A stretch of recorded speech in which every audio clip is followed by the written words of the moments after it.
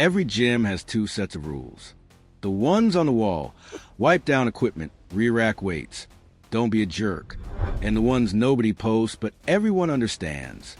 The invisible code that keeps 50 strangers sharing barbells, benches, and limited floor space without turning the whole place into chaos. Most people get it. They move through their workout. Stay aware of who's around them and leave the space better than they found it. But then there's the other group. The ones who somehow missed every unwritten rule in the book and genuinely believe they're doing nothing wrong. That's the frustrating part. It's rarely malicious. It's just oblivious. And oblivious, multiplied across a packed gym floor, creates friction that builds up fast. So today we're calling out 15 gym behaviors that quietly piss everyone off. Not the obvious stuff. Not fights or theft or someone literally screaming at the front desk.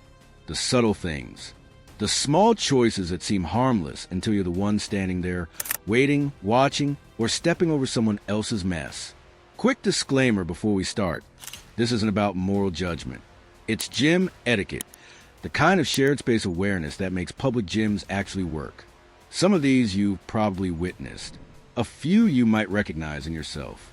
Either way, once you see them, you can't unsee them. Let's get into it. Number 1, the equipment reservation. You walk over to the leg press. There's a towel draped across the seat. No one's on it. You look around. Nothing. So you wait 30 seconds, a minute. Then some guy strolls over from the cable station mid-superset, like he owns the place. This is the towel and bottle claim. One person, 3 machines, 0 awareness. Here's the problem. Gym equipment during peak hours is a shared resource. When someone reserves multiple stations at once, they're not just inconveniencing one person. They're creating a bottleneck that ripples across the floor. It's the tragedy of the commons playing out in real time. One selfish move doesn't break everything. But when 5 people do it, suddenly half the machines are technically taken by people who aren't even using them. The fix is simple. Use one thing at a time. If you're running a superset, pick 2 stations that are close together, stay near them, and let people work in. That's it. You don't need to guard territory, like it's a parking spot at Costco. If your gym bag is sitting on 3 different benches right now, this one's for you. Number 2, phone camping on the only bench. There's one flat bench open. You need it for your next set. But someone's sitting on it, elbows on knees, scrolling to what looks like a 15-minute long Instagram reel. They finished their set 2 minutes ago. Maybe 3. Hard to tell. They haven't moved. They haven't looked up. And there's a line forming behind you now. Phone breaks between sets aren't the issue. Everyone checks their phone. The issue is when rest turns into camping, and when someone treats a high-demand bench like their personal couch. Peak hour scarcity is real. When there's only 1 or 2 of something, a small delay doesn't feel small. It compounds. And while you're sitting there recovering, 3 other people are reshuffling their entire workout around you. Here's the move.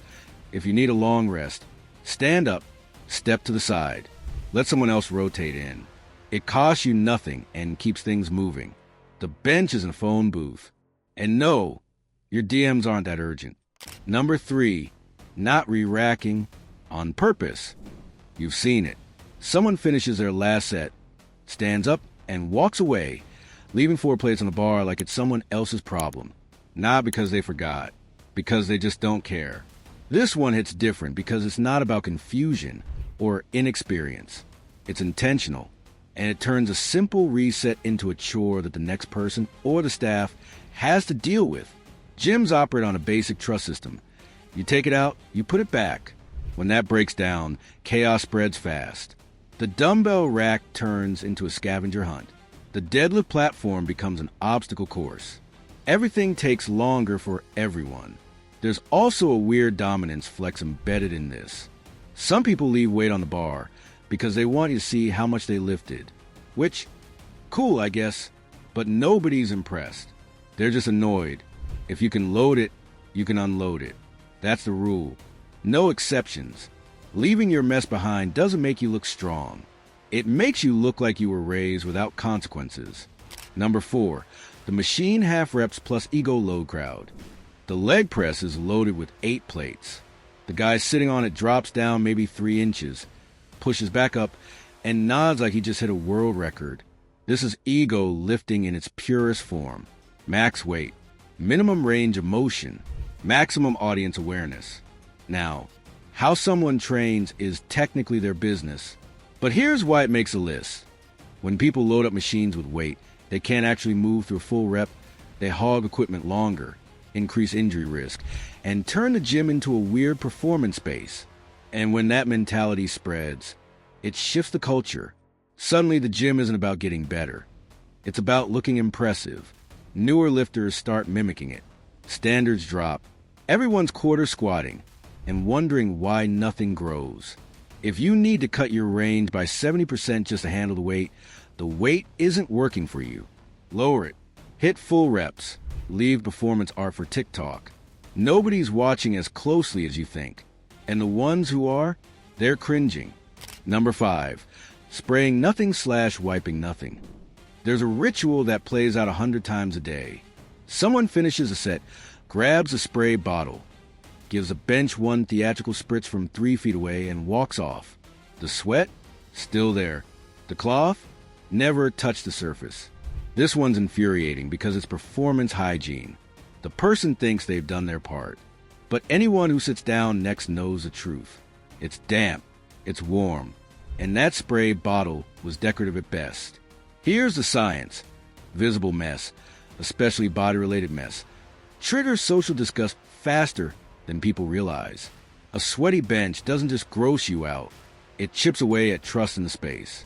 And once that trust goes, people stop using the wipes altogether.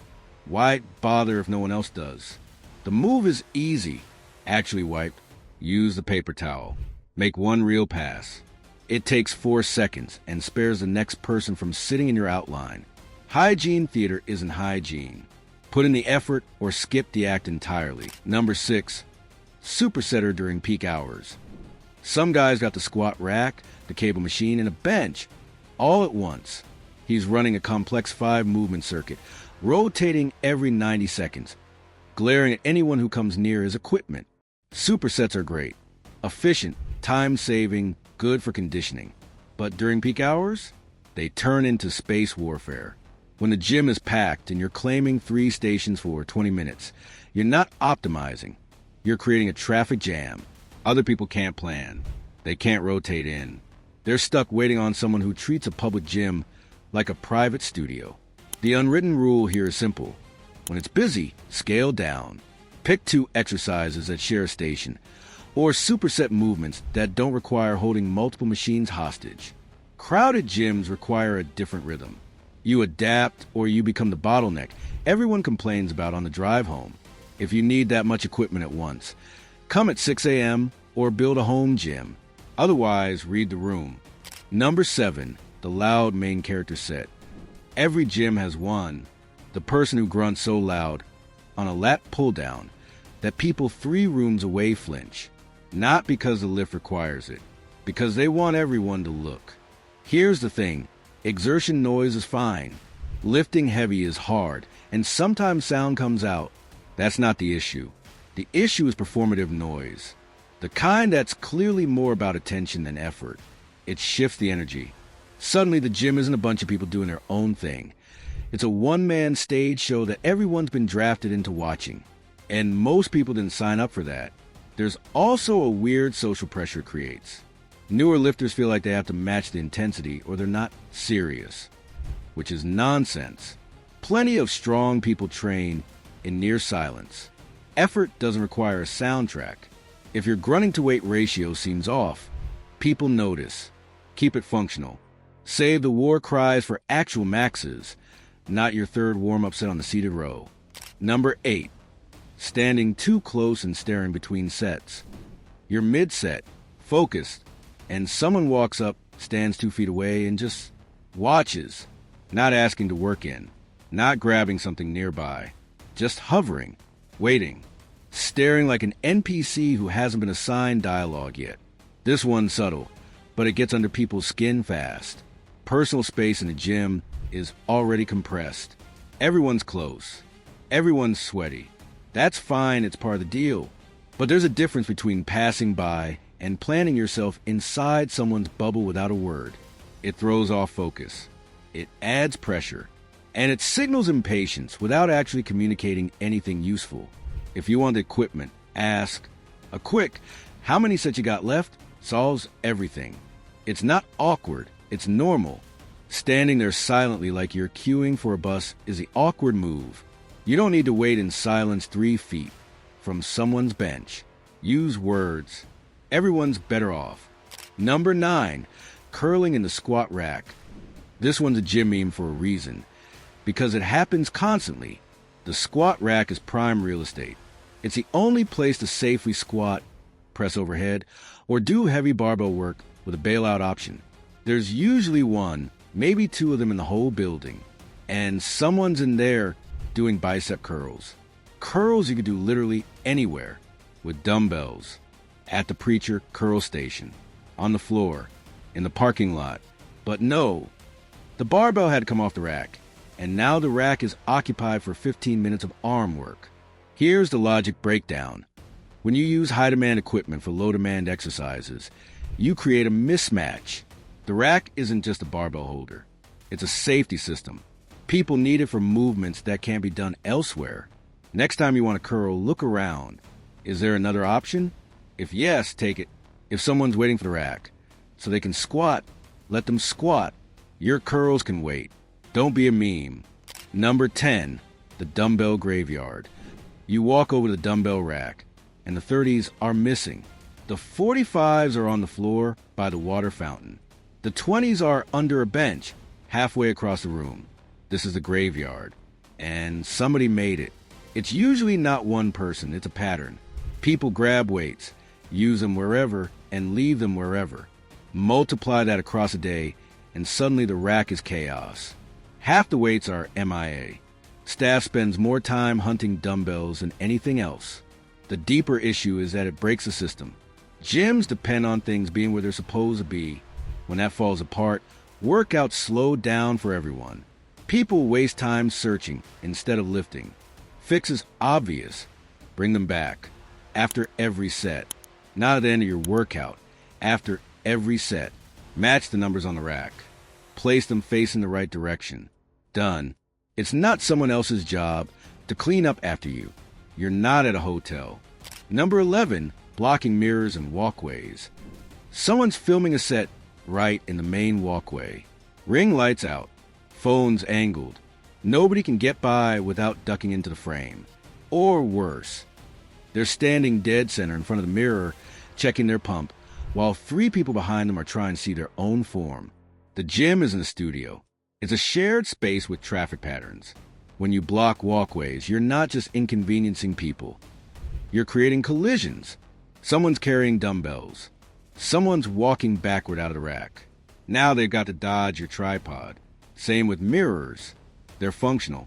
Lifters use them to check form mid-set, not to admire themselves. When you camp out in front of one doing flex poses, you're taking that tool away from everyone behind you. Film if you want. Check yourself out. But do it in a corner. Off to the side. Out of the flow. Main character energy has no place in a public gym's traffic lane. Number 12. The advice ambush. You're mid-rep, focused, headphones in. Some guy taps your shoulder and starts explaining why your grip is wrong. You didn't ask. You don't know him. And now you're stuck nodding through a 3-minute lecture on shoulder rotation from someone who may or may not know what they're talking about. This is the unsolicited advice ambush. And it's almost never helpful. Not because the advice is always wrong. Sometimes it's fine. The problem is context. Approaching a stranger mid-set breaks their focus, assumes you know better, and puts them in an awkward spot. Most people can't just say, "Please leave me alone," without it feeling rude. There's a time for tips. If someone asks if you're friends, if something looks genuinely dangerous. But I would have done it differently isn't a reason to interrupt a stranger's workout. Keep the coaching for people who ask for it. Everyone else is probably fine.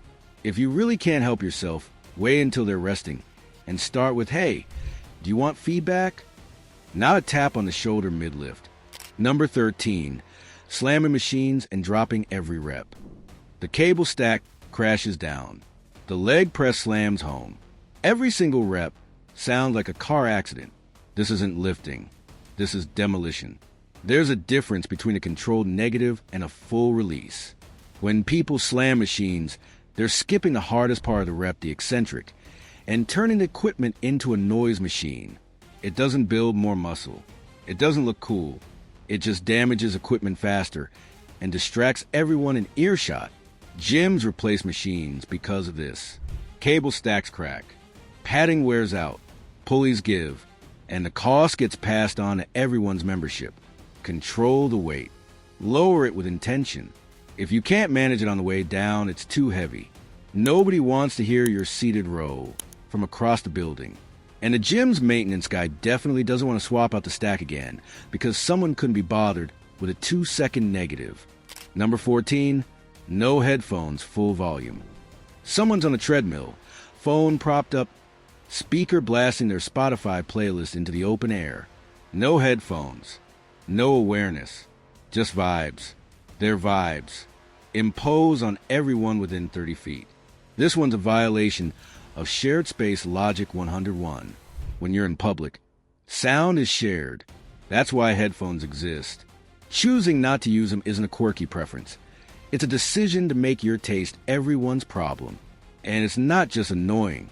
It competes with whatever someone else is trying to listen to. Now there's two soundtracks overlapping and neither one wins. Earbuds cost less than a gym membership. Use them. If you forgot them, work out in silence or lower your expectations. What you don't get to do is treat the gym floor like your living room. Nobody asked to hear your podcast, or your lo-fi beats, or your EDM warm-up mix. Keep in your ears. Number 15, the scent cloud. You're on the elliptical. Someone walks by, and suddenly your sinuses are on fire. Not body odor, though that's its own issue. This is cologne, half a bottle of it, applied in a small, enclosed space with poor ventilation and a lot of heavy breathing. Gyms are humid. People sweat. Scents intensify. What smells fine in a bathroom mirror becomes a chemical weapon by Rep 10. Strong fragrance in a gym doesn't cover anything up. It layers on top of it. Now you've got sweat and cologne, which is somehow worse than just sweat. Stick to deodorant. Skip the body spray. And if you must wear something scented, apply it after the gym, not before. Nobody's trying to pass out on the stair climber because you want to smell like a department store sampler. Gyms work because most people follow the same invisible rules. Re-rack your weights. Don't camp on equipment. Be aware of who's around you. Basic stuff. When those rules slip, when too many people treat the space like it belongs to them alone, the whole thing gets worse. Slower. Messier. Harder to train in. None of the behaviors on this list are criminal. Most of them aren't even intentional. But small friction, repeated across a packed floor, adds up, and everyone feels it. So, which one of these do you see the most? Drop it in the comments. There's probably a few we didn't even cover. If this hit close to home, like the video and subscribe for more content like this. And hey, maybe re-rack your weights on the way out.